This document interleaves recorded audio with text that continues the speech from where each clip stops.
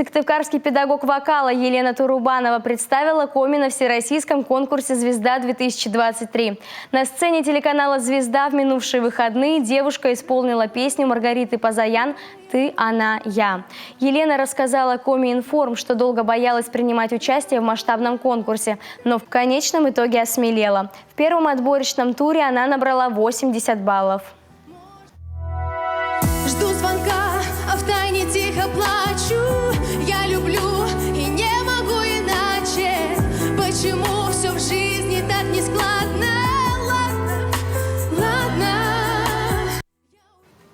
Чтобы пройти дальше, ей необходима поддержка телезрителей. В конкурсе 5 членов жюри, председатель Максим Дунаевский. Компанию ему составляют Зара, Роман Емельянов, Юрий Николаев и Юлия Савичева.